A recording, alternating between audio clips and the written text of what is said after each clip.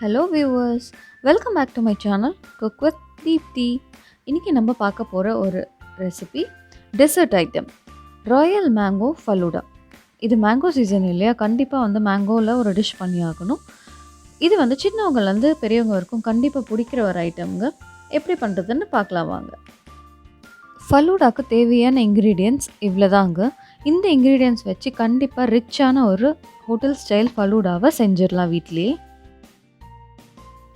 ஃபலூடாவை serve பண்ணுறதுக்கு ஒரு நல்ல கிளாஸ் டம்ளரை எடுத்து வச்சுக்கோங்க. இந்த கிளாஸ் டம்ளரில் 1 by 1 டாப்பிங்ஸை நம்ம ஆட் பண்ண போகிறோம். ஃபர்ஸ்ட் வந்து 2 டேபிள் ஸ்பூன் ரோஸ் சிரப் வந்து ஆட் பண்ண போகிறோம். இது உங்களுக்கு கண்டிப்பாக ரெடிமேடாகவே கிடைக்கிது.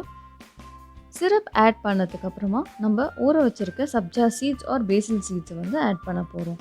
இது வந்து ஒரு 3 டேபிள் ஸ்பூன் நான் ஆட் பண்ண போகிறேன். இந்த சப்ஜா சீட்ஸை வந்து ஒரு 20 மினிட்ஸ் ஊற வச்சா போதுங்க. கண்டிப்பாக இந்த மாதிரி டிரான்ஸ்பரண்ட்டாக அந்த சீட்ஸ் உங்களுக்கு விசிபிளாக தெரியும்.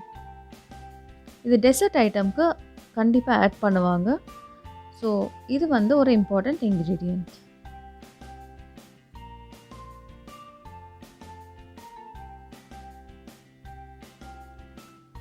அதுக்கப்புறமா நம்ம வெர்மிசெல்லி, ஏதாவது ஒரு வெர்மிசெல்லி எடுத்துக்கோங்க. இதை வந்து சுடு தண்ணியில் நல்லா கொஞ்சம் வேக வச்சுட்டு குழன்னு ஆக்காமல் கொஞ்சம் சூடானதுக்கப்புறம் வெந்ததுக்கப்புறம் நம்ம ஸ்ட்ரெயின் பண்ணி எடுத்து வச்சுக்கலாம். அடுத்து நம்ம மேங்கோவை வந்து மிக்சியில் அடித்து வச்சுக்கலாம், பியூரி மாதிரி. அதை வந்து ஒரு 2 டேபிள் ஸ்பூன் ஆட் பண்ணுறேன். அடுத்த ஸ்டெப் வந்து நம்ம பால் ஆட் பண்ண போகிறோம். இது வந்து பாலை காய வச்சு ஆற வச்சு சில் பண்ணி வச்சுருக்கேன். நீங்கள் சுகரை வந்து கூட ஆட் பண்ணிக்கலாம். ஒரு 1/2 கப் மில்க் போதுங்க. பால் ஆட் பண்ணதுக்கப்புறம் நம்ம வந்து மேங்கோஸை கட் பண்ணி வச்சுருக்கோம். அதை வந்து ஒரு 2 டேபிள் ஸ்பூன் ஆட் பண்ணலாம். அந்த லேயர்ஸ் வந்து உங்களுக்கு அந்த ஃபலூடாவில் அழகாக தெரியுது பாருங்கள்.